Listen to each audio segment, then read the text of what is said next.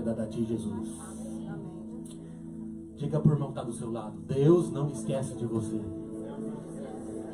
Mais uma vez, Deus não se esqueceu de você. E essa manhã Deus reservou para que você estivesse aqui, porque Ele quer mostrar para você que Ele ainda continua sendo o Deus da promessa. O Deus que não esqueceu de você. Amém? Deus seja louvado. Você trouxe a sua Bíblia? Amós 6, capítulo 6, versículo 13. Aqui o profeta, ele faz um jogo de palavras. A mesma palavra no hebraico de Ludebar, que é uma cidade, tem um significado de nada. Então, para muitos, Ludebar é a terra do nada, a terra do esquecimento, a terra da frustração. Para alguns, terra de miséria, de escassez, de pobreza. Todos nós temos uma Ludebar dentro de nós.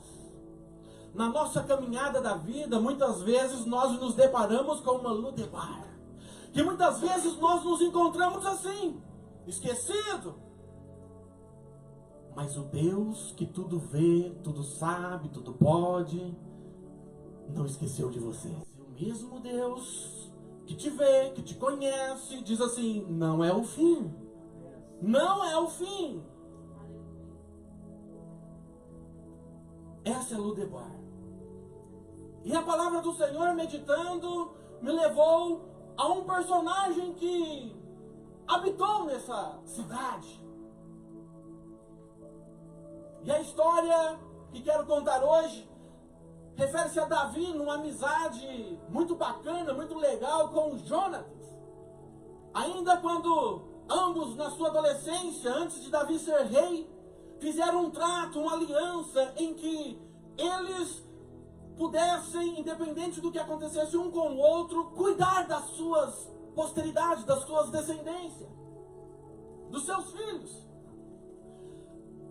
E o tempo passou, Davi se tornou rei, Saul, pai de Jonas, morreram.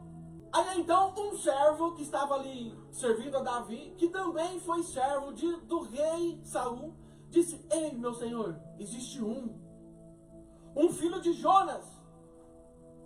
Ele é aleijado de ambos os pés. Aí então o rei pergunta: e aonde ele está? Ele está na casa de Maquir, em Ludebar. Aonde ele estava? Ludebar. Pois bem, pausamos aqui esse texto. Vamos refletir.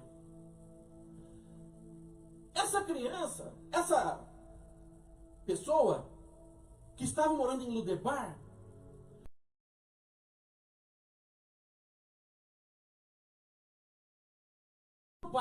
mas no desespero, naquela correria, ela deixa esse menino cair e ele quebra as pernas. Olha a situação. E eles foram parar em Ludebar. O que significa Ludebar? Terra.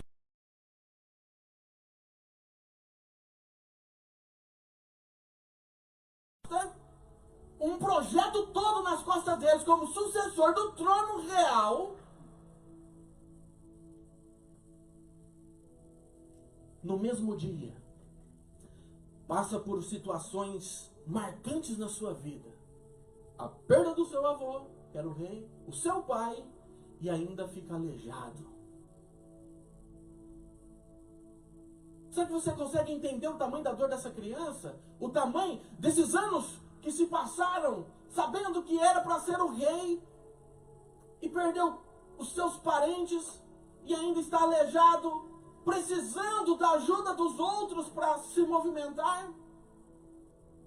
Como será que ficou o psicológico, o emocional desse homem? Quantas vezes na vida nos deparamos com situações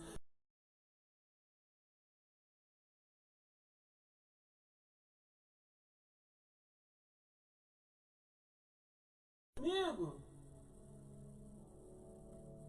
Como assim? Como que o herdeiro do trono real foi parar numa terra de frustração? Não queira entender os porquês no meio do processo. Não queira entender o porquê você está passando por esse momento na tua vida. Somente depois que você olhar para trás, você vai entender os porquês. Deus sabe de todas as coisas, mas nós, na nossa aflição, pensamos que Deus nos abandonou e esqueceu da gente.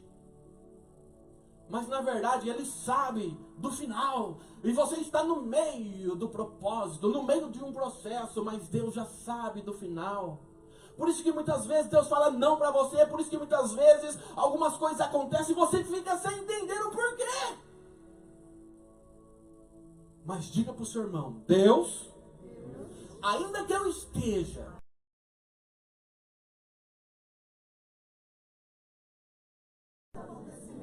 Ele ainda continua com a última palavra. Ele ainda continua ciente do que está acontecendo. Agora olha para o seu irmão de novo e diz assim: Deus sabe e tem o melhor para você.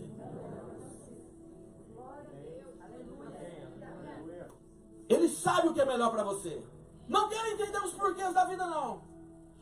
Você só precisa saber que Ele é o Rei dos Reis, que está olhando para você. Diga para o seu irmão que está do seu lado mais uma vez: Deus está olhando para você. Deus conhece o teu coração. Deus conhece a sua história. Ele está olhando para você. Aleluia. Muito bem. Aí essa criança, ali naquele momento da sua história, correndo no desespero, cai e fica aleijada. O menino teve que continuar sua corrida mesmo com dor. Sabe por quê? Pastora, minha doutora, não havia tempo de levar para um hospital. Estava todo mundo em fuga, estava todo mundo correndo. Todo mundo saiu correndo daquela cidade, daquele ambiente, porque os inimigos estavam se aproximando e iriam saquear, matar todo mundo. E esse menino não teve muitas escolhas. Essa cuidadora, essa pessoa que estava cuidando dele, não teve muitas opções. Não tinha opção. Vou levar ele no hospital depois que fizer um curativo, fazer alguma coisa, uma cirurgia, a gente corre. Não! Teve que pegar o menino mesmo com dores e sair correndo. Ou era ficar para trás, ou então se esforçar com dor mesmo que não estivesse muito confortável a sua caminhada. Ei! Quantas vezes nós precisamos caminhar, mesmo que com muitas dores. Mesmo que com muitas dores, tenhamos que caminhar. Não podemos ficar parados. Mesmo que com dores, mesmo que mancalejando, mesmo com dores insuportáveis. Essa mulher tinha a opção de deixar essa criança para trás e salvar a sua vida, sai correndo, mas ela decidiu levá-lo contigo. Mas no meio do caminho o menino tropeçou, caiu, machucou, se feriu, e ainda assim ela não desistiu dele. Ainda assim, mesmo tendo que carregar no colo, sei lá por quanto tempo, por tanta distância, até chegar num lugar seguro, ela não desistiu dele. Da mesma forma como Deus manda te dizer nessa noite, nessa manhã: eu não desisto de você. Eu não desisto de você. Queridos, olha para quem está do seu lado e diz assim: eu não te deixarei para trás. Iremos caminhar juntos, mesmo que com dores, mas não deixarei você para trás. Pode dar um glória a Deus aí? Aleluia. Deus é fiel. Entenda bem. Um jovem promissor que tinha tudo planejado para assumir o trono real, tinha tudo na sua né, na sua vida, na sua história, para as coisas acontecerem e ser um sucesso. Mas a vida determinou para ele que ele precisaria ser, daquele momento em diante, dependente dos outros. Sabe quanto tempo se passaram até Davi lembrar disso e perguntar se tinha alguém da descendência de Jonatas para que pudesse fazer alguma coisa por ele? Desse fato, desse acontecimento, quando essa criança tinha 5 anos de idade, até esse momento em que Davi pergunta por alguém, se passaram 20 anos. Ei, não foram 20 dias. Estamos falando de anos. 20 anos, aproximadamente, esse homem passou se corroendo por dentro. Frustrado. Você acredita que a vida desse garoto foi uma vida normal? Ele foi marcado por algumas feridas. E essa dor o paralisou por um instante. Um longo período, na verdade. Mas Deus manda te dizer nessa manhã, independente do tempo que já passou, hoje, eu te resgato novamente da terra do esquecimento e te trago para perto de mim.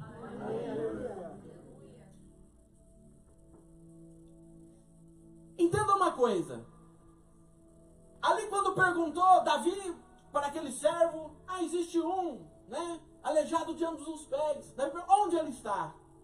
Ele está na casa de Maquir, lá em Lodebar. Só para você entender, Lodebar, como analisamos aqui, era a terra do nada. Até o profeta Amós faz um jogo de palavras. Lodebar igual a nada. Terra do esquecimento, da frustração, da vergonha, da humilhação. Para alguns, né, mais profunda ainda, terra de pobreza, de miséria, de tudo de ruim, era essa tal de Lodebar. Mas ali naquele lugar, Deus plantou um homem com um propósito. Esse homem chama Maquir. 3 ou 4 pessoas se juntaram e foram ao encontro, né, de Davi com os seus auxiliares, com seus soldados, com aqueles homens. E olha só para você entender que nós estamos falando aqui de um lugar que para muitos é um lugar de pobreza, de escassez. Veja o quanto Deus abençoou esse homem por causa de um propósito. Olha só, no meio de um momento ali, de uma região que para muitos era de pobreza, eles levaram camas, vasilhas, tigelas, cevadas, farinha, grão tostado, feijão, lentilha, mel, coalha, ovelhas e queijo para Davi e aqueles que o acompanhavam, dizendo, vocês devem estar muito famintos, cansados e sedentos, depois de longa caminhada no deserto. Então veja bem, uma pessoa que não estivesse bem estruturada não teria tudo isso aqui para alimentar um exército que estava acompanhando Davi. Sim ou não? Então, se naquele lugar era um lugar de miséria para outros, mas para aqueles que Deus escolheu com um propósito específico, Deus faz florescer, mesmo que seja no meio de um deserto. Aleluia! Mesmo que seja no meio de um deserto. Aí talvez você se pergunta, o que eu estou fazendo aqui nesse lugar? Deus te plantou aqui para você ser próspero, abençoado, com um propósito específico. Um propósito. Esse homem não era parente de Mefibosete, não tinha ligação nenhuma, mas decidiu acolhê-lo e dar toda uma estrutura necessária para que ele pudesse ter um mínimo de conforto e tentar suprir as frustrações que ele, talvez memória de criança, tinha de um palácio real. Mas esse homem deu o seu melhor e cuidou desse garoto, e esse garoto cresceu, e esse garoto se casou, porque a palavra de Deus fala que ele se casou e teve filho. Mesmo com essas frustrações enraizadas no seu coração, ainda assim ele conseguiu se superar de alguma forma, tentando se estabilizar, com a ajuda de Maquir. Diga para o irmão que está do seu lado, diga assim, seja um Maquir na vida de alguém. Deus te plantou para que você possa florescer e ser suporte para algumas pessoas. Marquinhos foi plantado naquele lugar para ser diferente. Você precisa ser diferente. Você tem passado por momentos difíceis na sua vida, coisas que têm te bloqueado a dar um passo a mais, coisas que têm mexido com a sua estrutura emocional, deixando você muitas vezes limitado, deixando você muitas vezes paralisado. Saia do seu lugar. Saia do seu lugar. O Senhor manda te buscar. Você que tem se frustrado consigo mesmo, muitas vezes olhando no espelho e diz: não dá mais, eu não consigo, Senhor, essa dor no meu peito está me assolando, está me matando, eu não quero mais. Você que tem esse tipo de pensamento, é você que Deus quer.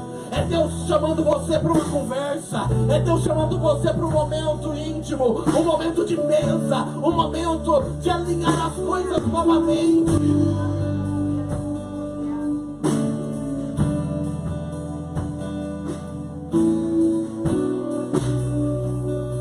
Não depende do lugar, da circunstância. É a conexão entre você e Deus. É a conexão entre você e Deus. É a conexão entre você e Deus.